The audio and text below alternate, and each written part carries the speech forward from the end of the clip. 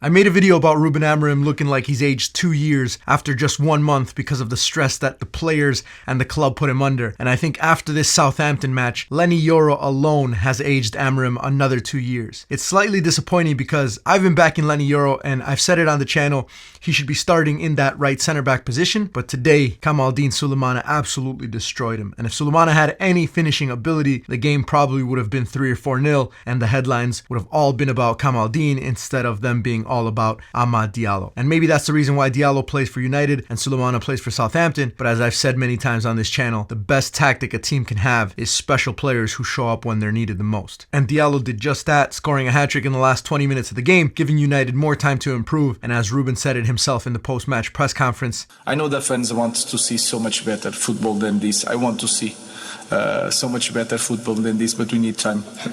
And like I said in the first days here, to win time, we need to win games. I think the important thing is to judge the performance and break down this game tactically without putting too much weight on the result. The win is important, but the truth is that Manchester United showed a lack of intensity, desire to push forward and create, and all it gave them was useless possession. Rasmus Højlund with another extremely boring performance, Kobbie Mainoo jogging around like he's 38 years old, and then your luxury players Garnacho and Antony looking more like center backs for Southampton than forwards for United. Throughout the first 75 minutes of the match, I was feeling pretty confident in my previous prediction about United that although they had good performances against Liverpool and Arsenal, they might struggle against a team that would allow them to have more of the ball. And until Diallo almost completely by himself proved me wrong, I was getting ready to come on here and absolutely bash United's performance, but I'll take it easy because at the end of the day, the result is all that matters. So let's go back and start from the beginning to try and understand why Southampton made it really difficult for United today. And I think it starts with their defensive shape. Everyone in the world knows Ruben Amorim plays the 3-4-2-1, and so Ivan Juric decided to keep their front five more central, eliminating the spaces for United to play with their two holding mids.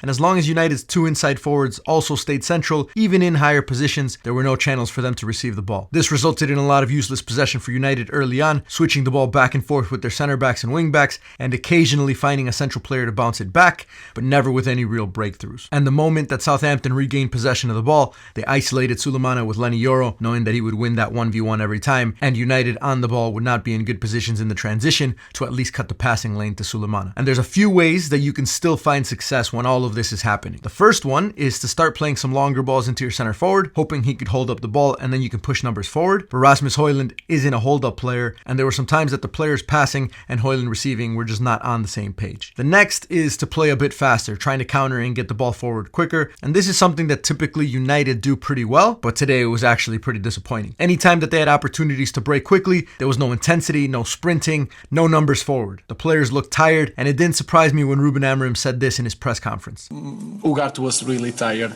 since the first minute, and you feel it when he ran for the ball and tried to receive the ball. And you could see it on the pitch. Even when United did manage to break with 1 or 2 players, Southampton got more numbers back and United had no support from anyone else. Whatever the specific reason is for them being tired, it almost cost them the game against a team that has only 1 win all season. But a small bright spot and an area that I think was probably mentioned in their halftime talk was the positioning of the forward players. United found more success when Højlund pushed wider, dragging Southampton's backline into positions where they'd start creating gaps, and it created some really good chances for United. Then Garnacho would do the same, and Bruno Fernandes started making those runs also. It was a successful way of United bypassing that central pressure from Southampton because Southampton's fullbacks would step to United's wingbacks and leave those spaces open. But once again, it doesn't matter if you have players like Garnacho and Antony missing sitters. But the other positive, in my opinion, was Joshua Zirkzee. He was involved in almost all of the late chances when he came on, as he would put himself in good positions to receive and help link up play. He probably should have had an assist or two as well. But as positive as his recent performance have been ever since that terrible Newcastle match, he still really hasn't done anything special. He's just been better